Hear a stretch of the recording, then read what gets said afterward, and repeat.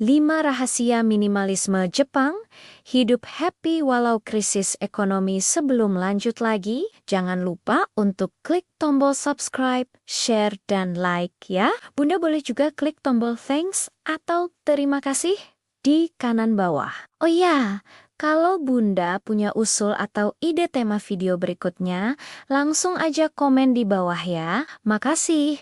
Dan kita lanjut sekarang. Halo Bunda semua. Aku mau ajak kamu ngobrol agak lama hari ini. Bayangkan kita lagi duduk santai, anak-anak sudah tidur, cucian masih ada tapi kita pura-pura tidak lihat dulu, dan kita punya waktu buat jujur sama diri sendiri, karena topik ini bukan soal rumah cantik, ini soal hidup yang sering terasa berat, padahal kelihatannya baik-baik saja. Pernah tidak kamu merasa seperti ini? Rumah sudah ditata, sudah nonton video decluttering, sudah buang banyak barang, tapi kok tetap capek ya? Kok hati rasanya masih sempit? Kok sedikit-sedikit emosi? Aku juga pernah.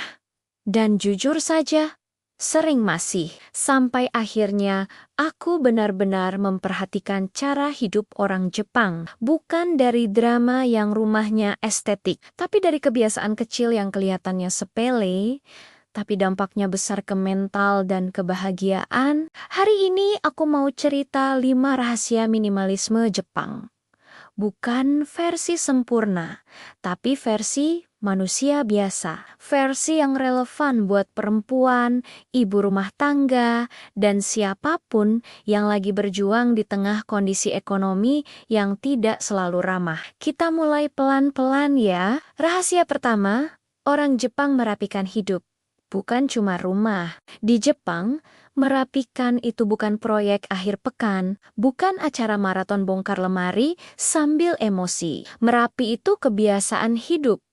Contoh nyatanya, begini. Kalau satu barang sudah tidak punya fungsi jelas, mereka tidak menyimpannya dengan alasan sayang. Karena buat mereka, barang yang tidak punya fungsi itu seperti janji kosong. Dia ada, tapi tidak memberi manfaat, malah jadi beban pikiran. Aku pernah dengar cerita ibu rumah tangga di Jepang. Dia bilang, semakin banyak barang, semakin banyak keputusan kecil yang harus dibuat setiap hari. Barang ini disimpan di mana? Barang ini kapan dipakai? Barang ini rusak atau belum, dan kita sering tidak sadar. Capek itu bukan cuma karena kerja, capek juga karena otak kita tidak pernah istirahat. Coba lihat dapur kita, berapa banyak peralatan yang jarang dipakai tapi tetap kita simpan. Alasannya klasik, siapa tahu nanti butuh. Orang Jepang berpikir sebaliknya, kalau nanti butuh, nanti dipikirkan. Hari ini aku butuh ruang tenang. Ini bukan soal cuek.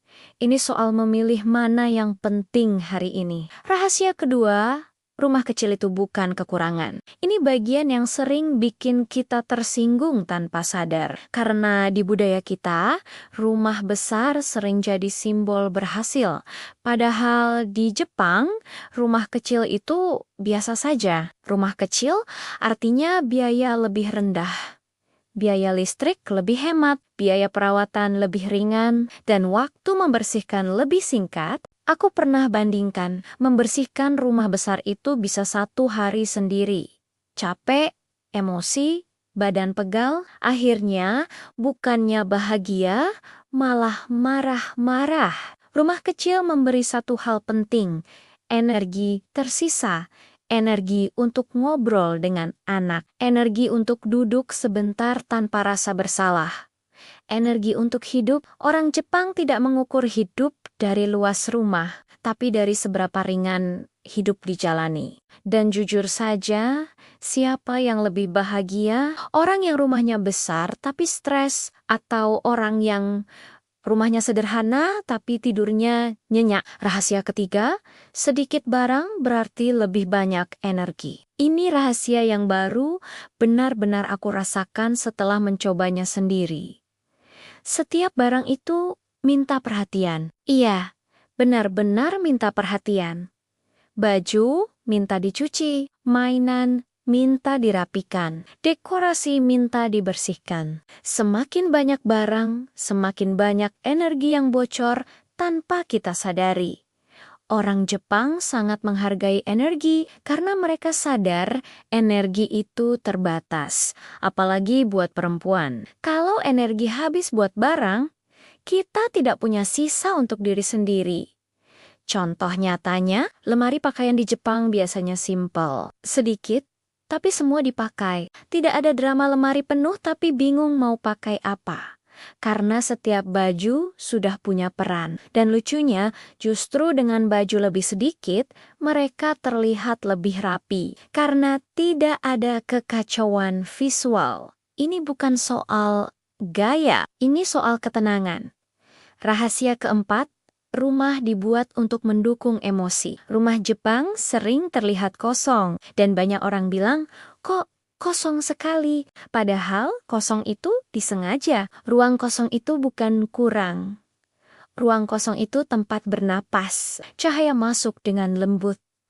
Warna netral menenangkan mata. Tidak ada dekorasi yang berteriak, minta diperhatikan. Secara psikologis, mata yang tenang akan menurunkan stres. Hati ikut turun. Emosi lebih stabil. Coba perhatikan diri kita. Kalau rumah penuh, suara ramai, visual ramai, sedikit-sedikit kita mudah emosi. Bukan karena kita tidak sabar, tapi karena sistem saraf kita lelah, rumah Jepang membantu penghuninya pulang dalam kondisi lebih utuh. Bukan tambah capek. Rahasia kelima, bahagia itu soal cukup, bukan soal banyak. Ini rahasia paling sulit, tapi paling menyembuhkan. Orang Jepang hidup dengan konsep cukup, bukannya sekedar pasrah, tapi sadar batas diri sendiri. Mereka tidak menunggu hidup sempurna baru bahagia, karena hidup tidak pernah benar-benar sempurna. Makan sederhana, tapi dinikmati. Rumah sederhana, tapi dirawat. Hidup sederhana, tapi penuh kesadaran. Di masa ekonomi sulit, konsep cukup ini sangat menyelamatkan mental. Karena kita tidak terus membandingkan, tidak terus merasa kurang. Dan jujur saja, banyak stres datang bukan karena kita tidak punya, tapi karena kita melihat orang lain punya. Minimalism Jepang memutus rantai itu. Kalau aku simpulkan, minimalisme Jepang itu bukan soal membuang barang, tapi soal menyelamatkan energi, waktu, dan kewarasan. Buat kamu yang ibu rumah tangga, buat kamu yang sering merasa capek tanpa tahu kenapa, buat kamu yang merasa hidup kok berat ya, mungkin bukan hidupmu yang salah, mungkin hidupmu terlalu penuh. Tidak perlu langsung ekstrem, tidak perlu langsung berubah total. Mulai saja dari satu laci, satu sudut rumah, satu kebiasaan kecil.